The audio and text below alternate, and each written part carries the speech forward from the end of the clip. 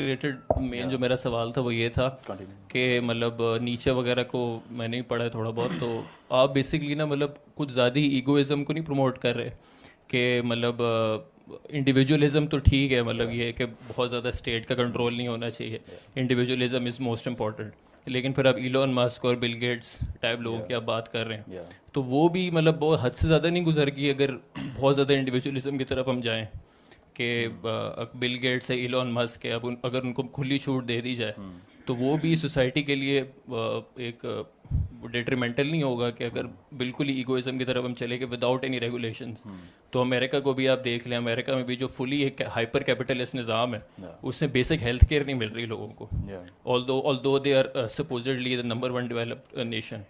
लेकिन जो बेस्ट जो क्वालिटी ऑफ लाइफ जिन कंट्रीज़ में सबसे अच्छी है वो सोशल डेमोक्रेटिक कंट्रीज़ हैं, स्कैंडिनेवियन कंट्रीज़, जहाँ पे टैक्सेस 50% से भी ज़्यादा हैं। बिल्कुल। तो इसके बारे में क्या ख्याल है? पहली बात तो ये कि स्कैंडिनेवियन कंट्रीज़ में अगर तेल ना निकलता तो कभी टैक्स इवेजन ना होती इतनी।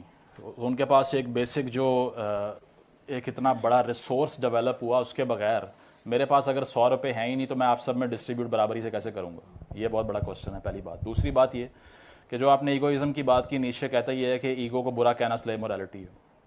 हर स्लेव को बताया ही जाता है कि never be proud of what ever you have, because if you started getting proud of you it could become a problem for the ruling class. कि आप कहें कि यार मुझे लिखना अच्छा आता है, मैं बोलूँगा ही नहीं, ये नज़र लग जाएगी मुझे इसलिए। और दूसरी चीज़ ये कि अपने वर्चूज़ को कभी भी रिकग्नाइज ना करो, ऑलवेज निगेट देम, ईगो को साइड पे रखो। तो बात ये है कि इसकी एक्सेस तो तब होगी जब ये शुरू होगा, अभी तो शुरू ही नहीं हुआ। तो नीचे कहता है कि I will only speak for an idea until it becomes the majority. यानी कि वो कहता है कि जब तक मैसेज ने बिलीव करना शुरू कर दिया मैं उसके अगेंस्ट हो जाऊँगा। That's why is a philosopher of the may be. Post modern tradition को नीचे ने इंस्पायर किया था, जिससे मिशेल फूको की तरह के और दीगर फिलोसोफर से निकले थे। तो पहली बात तो ये है कि इस आइडिया को प्रोपगेट तो होने देना, उसके बाद अगर इसकी ईगोइज्म का इतना ज़्यादा हाइट हो गई यहाँ पे कि एक नफसा नफसी का आलम क्रिएट हो गया, तब देख लेंगे हम।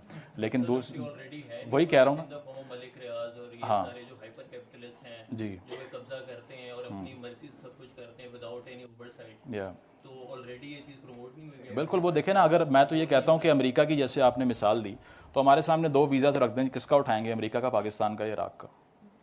जाना वहीं चाहते हैं, रहना वहीं चाहते हैं, निज़ाम वही अच्छे हैं, लेकिन क्रिटिसिज्म हमारा इतना बड़ा है कि अमेरिकन स्टेट इतनी फॉल्टी है कि वहाँ पे आम इंसान को राइट्स ही नहीं मिल रहे। बिल ऑफ राइट्स पढ़ें, उसके अंदर लिखा हुआ है कि if the state arms it self against you, arm your self against the state. It is astounding level of freedom that the First Amendment and the Bill of Rights has granted an American citizen.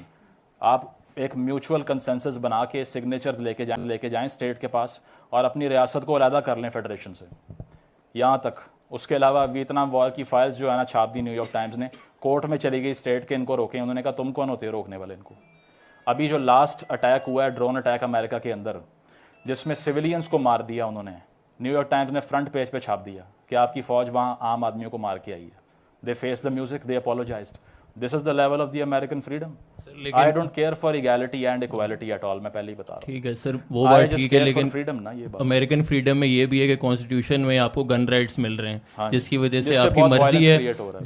जिसकी वजह से ये है कि आपका अगर दिमागी तवाज़ुन ठीक नहीं है, आप जाके 50 बच्चों को जाके मर्डर कर वही दें। बात ये, तो फ्रीडम भी ठीक है, लेकिन उसकी एक लिमिट्स भी आप आपको। एक क्वेश्चन करें ना, मैं फिर कंक्लूड कर जी, लूंगा। क्वेश्चन मेरा बस यही है कि आप बिल्कुल ही आप कंप्लीट ईगोइज्म पे बिलीव करते हैं कि इंडिविजुअल जो मर्जी करना चाहे कर ले, फुल लिबर्टेरियनिज्म, या फिर कुछ ना कुछ उसमें कदगने होनी चाहिए, कुछ ना कुछ। हाँ, वो हार्ड कंस्ट्रक्शनिज्म ऑफ कॉन्स्टिट्यूशन जो है ना, जिसको स्ट्रिक्ट कंस्ट्रक्शनिज्म कहते हैं, उसके तहत अमेरिकन कॉन्स्टिट्यूशन में एक अमेंडमेंट करना एक अजाब है। वो पाकिस्तान नहीं है जहाँ 2 लोगों ने एग्री किया, अमेंडमेंट लाए, बात खत्म हो गई। तो उनकी नंबर ऑफ अमेंडमेंट्स 1776 से अभी उठा के देखें कितनी है। मेरा ख्याल है 25-30 होंगी, 26 है ना, तो इतनी है। और हमारे यहाँ पे 70 साल के अंदर पता नहीं उस जितनी हम पूरी कर चुके हैं। और ऑर्डिनेंस की फैक्ट्री बनाई हुई है। ये पिछले दौर में आरिफ अलवी साहब ने record number of ordinance pass किए हैं, जो ओवर राइड कर देते हैं कॉन्स्टिट्यूशन को और उसको इरेलीवेंट बना देते हैं। जहाँ तक गन वायलेंस की बात है, उस पर भी यही कंसेंसस नहीं हो रहा। तो मैं अमेरिका को भी अपना रूस और चीन नहीं समझता। यही डिफरेंस है कि एक कल्ट नहीं बनानी, कोई भी पाथ अपना ही फॉलो करना है हमेशा से, किसी चीज़ को परफेक्ट नहीं कहना। लेकिन the freedom that an individual can exercise in America is way beyond Pakistanis imagination. सिर्फ ये बात करता हूँ। और इक्वालिटी और इक्वालिटी जो है, that's something I don't care for, because weakness is not merit.